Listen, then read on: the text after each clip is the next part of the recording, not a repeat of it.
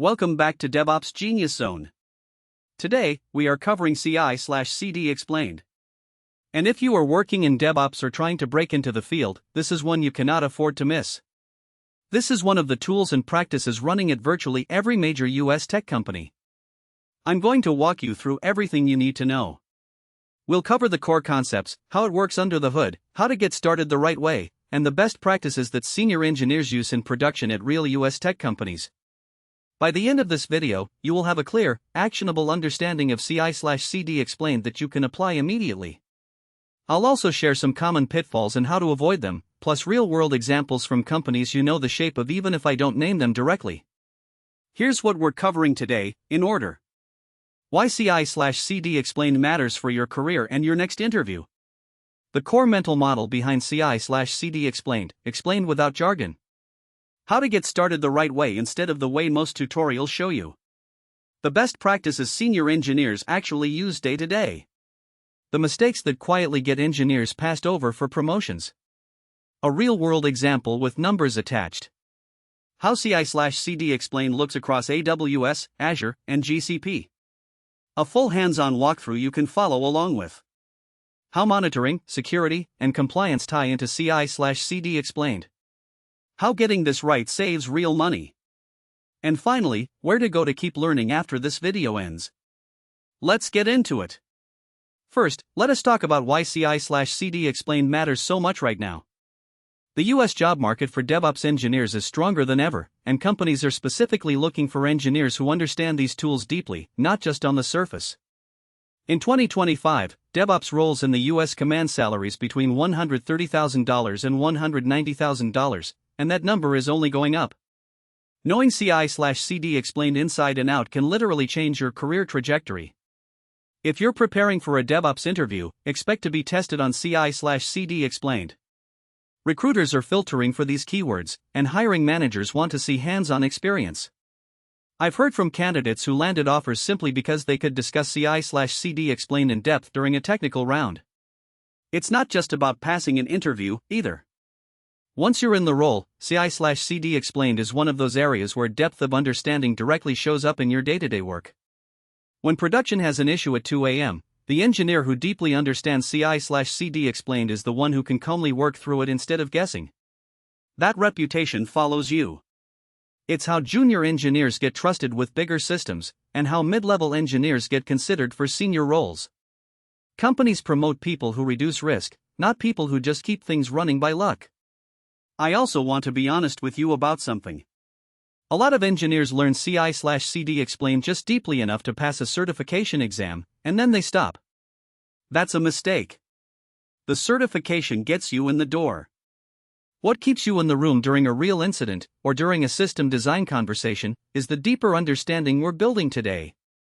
So stick with me through this whole video, because the parts that feel slightly less exciting, like the mistakes section and the hands-on walkthrough, are usually the parts that make the biggest difference in interviews and in production. Here is the foundational concept you need to understand. The desired state management model means you define what you want, and the system figures out how to get there. This reconciliation loop runs continuously, comparing the actual state with your desired state and making corrections automatically. That is what makes modern DevOps systems so powerful and resilient. When you embrace this pattern with CI/CD explained, you stop manually tweaking configurations and start letting the platform maintain reliability for you. It's a mindset shift from imperative to declarative thinking, and once you get it, everything else about CI/CD explained clicks into place. Let me give you an analogy that might help. Imagine you're managing a thermostat instead of a space heater. With a space heater, you decide when to turn it on and off, and if you forget, the room gets too hot or too cold. With a thermostat, you just declare the temperature you want, and the system continuously checks and corrects. CI/CD explained works the same way. You're not issuing one-time commands and hoping they hold. You're declaring an end state, and the system keeps nudging reality toward that state, over and over, automatically, without you having to babysit it. This matters because production systems are never static. Nodes fail, dependencies update, traffic spikes, configurations drift because someone made a manual change under pressure. A system built around one-time imperative commands can't keep up with that kind of constant change. A system built around continuous reconciliation can. That's the real reason CI/CD explained exists, and it's the reason so many modern tools are built around the same declarative pattern, from infrastructure as code to Kubernetes itself. Getting started the right way matters more than most engineers realize. Before you touch any configuration, understand your requirements. Version control everything. Use the principle of least privilege. Keep changes small and incremental. And always have a rollback plan ready before you deploy to production. I've seen so many engineers skip these steps with CI/CD explained and later regret it when they can't recover from a failed deployment. Your future self will thank you. I always tell my ments, if you can't draw the architecture on a whiteboard, you're not ready to implement it. Here's a simple checklist I want you to actually use, not just nod along to. 1. Write down what you're trying to achieve in one sentence before you open your terminal. 2. Put your configuration in Git before you apply anything to a real environment. 3. Test in a throwaway or staging environment first, even if it's a tiny scaled-down version of production. 4. Know exactly how you'd undo the change before you make it. 5. Make the smallest change that proves the concept works, then build from there. Engineers who skip straight to step 5 without the first 4 almost always end up debugging something they don't fully understand, under time pressure, which is the worst possible way to learn CI/CD explained. Best practices from senior engineers are straightforward, but often overlooked. Automate the repetitive work. Document your decisions, not just your configurations. Test in staging before production. Monitor everything. And when something breaks, and it will, write a postmortem and learn from it. One of the most effective habits with CI/CD explained is to always ask, can I undo this in under a minute? If the answer is no, you need a better rollback plan. I also recommend setting up a dedicated runbooks repository with step-by-step recovery procedures for CI/CD explained specifically. Another habit that separates senior engineers from everyone else, they document the why, not just the what. Anyone can look at a configuration file and see what it does. Far fewer teams write down why a particular decision was made, what alternatives were considered, and what trade-offs were accepted.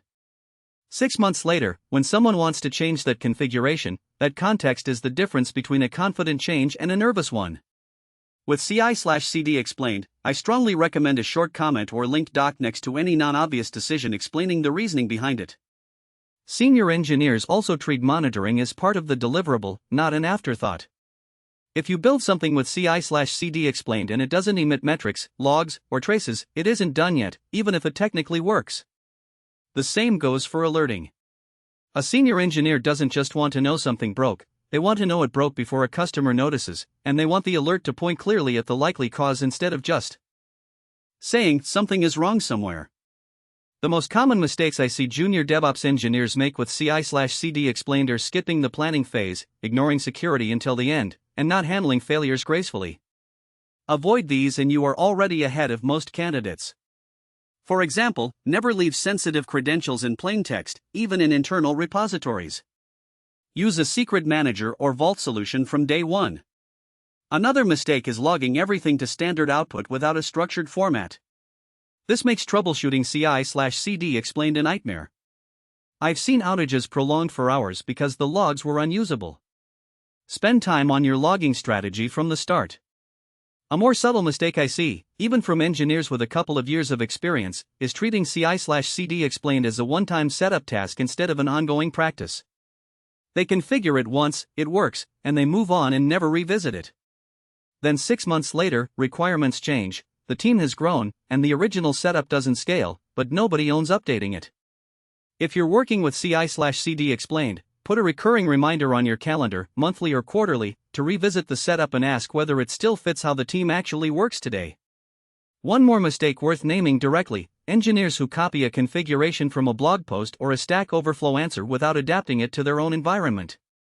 It might work in the example, but production traffic patterns, security requirements, and team size are always different. If you can't explain every line of a CI/CD explained configuration you're about to apply to a real environment, slow down and understand it first. That single habit will save you from more incidents than almost anything else on this list. Here is a real-world example. Teams that implement CI/CD explained properly consistently see faster deployment frequency, fewer production incidents, and smaller on-call burden. Engineers spend their time on work that matters instead of firefighting. I recall a team at a logistics company that adopted CI/CD explained and reduced their mean time to recovery by 80%. That's the kind of impact we're talking about. A gaming company cut their cloud bill by 40% after properly tuning their CI/CD explained setup. Now, let us dig deeper into the specifics of CI/CD explained. Whether you are on AWS, Azure, or GCP, the principles remain the same. For instance, in AWS, you would use the equivalent managed services, while in Azure and GCP you have parallel offerings. But regardless of the cloud provider, CI/CD explained enables you to ship features faster, recover from failures in minutes, and scale your infrastructure dynamically. If you're running on premises, tools like OpenStack or VMware can integrate similarly, though the patterns remain identical. The key is understanding the abstraction layer CI/CD explained provides, because once you understand the abstraction, moving between cloud providers becomes a matter of translating syntax, not relearning concepts from zero. I want to emphasize that last point because it's the thing that actually makes you valuable across companies. Interviewers don't just want to know that you've used one specific tool. They want to know you understand why CI/CD explained works the way it does, so that when their company uses a slightly different flavor of it, you can adapt quickly. That's the difference between someone who memorized commands and someone who actually understands the system. Let me give you a concrete hands-on walkthrough so you can see exactly how CI/CD explained works in practice. Open up your terminal and follow along. Even if you do not have the full environment set up yet, just watching this will give you the mental model you need to succeed. I'll show you common commands, configuration snippets, and the reasoning behind each step. We'll start with the simplest possible working example and then add complexity. We start by defining our desired state. Think of this as the blueprint of what your system should look like. This blueprint is written as code, and it's your single source of truth. Write it down before you touch anything live. Keep the very first version deliberately small, just enough to prove the basic idea works end to end. Once the blueprint is defined, the next step is to let the system reconcile the actual state with the desired state. The control loop checks continuously: is the right configuration active, is the correct number of resources running.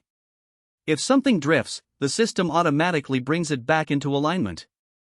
I'll demonstrate a simple drift scenario and how CI/CD explained self-heals. Imagine someone makes a manual change directly against production, bypassing your defined configuration.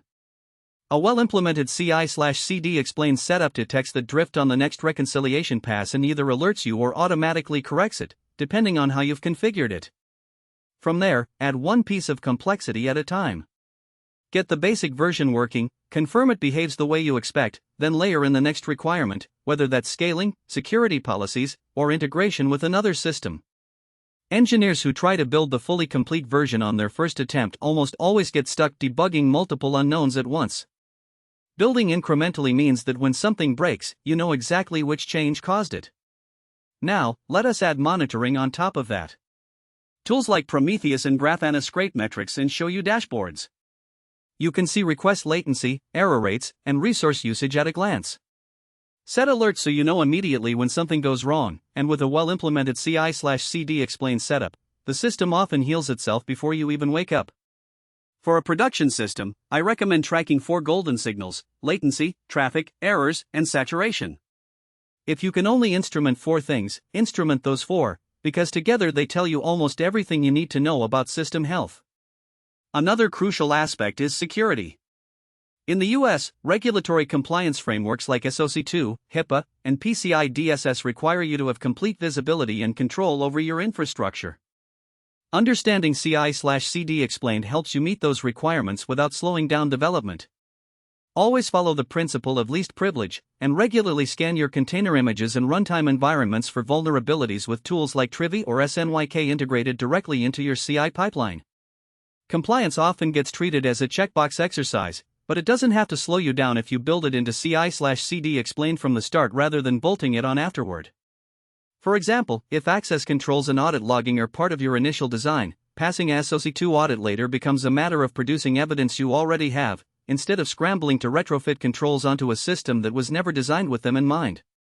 That's the difference between compliance as a burden and compliance as a natural side effect of doing things right. Let us also talk about cost optimization. Cloud bills can spiral out of control if you are not careful. With CI/CD explained configured properly, you can set resource limits, schedule non-production environments to shut down at night, and use spot or preemptible instances for fault-tolerant workloads. These simple steps can cut your cloud spend by 30 to 50%. I've seen companies waste tens of thousands of dollars simply because they never set resource requests. A quick, practical tip: audit your non-production environments first. Dev and staging environments running 24/7 when nobody is using them outside business hours are one of the easiest wins in cloud cost optimization, and they're directly tied into how you configure CI/CD explained. A scheduled shutdown script or autoscaling policy that scales non-prod down to zero overnight can pay for itself within the first month. The community around CI/CD explained is one of the most active in tech.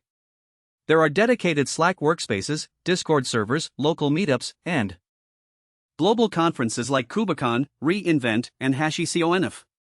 The DevOps community in the US is incredibly welcoming and always willing to help newcomers. I encourage you to join a few groups and start learning from practitioners at companies large and small. Don't be afraid to ask questions, even senior engineers rely on the community to solve tricky problems. Some of the best solutions I've ever found for CI/CD explained came from a comment on a community forum, not from official documentation. To summarize, CI/CD explained is critical in the 2025 US DevOps job market. Start right by understanding requirements before touching configuration and version control everything.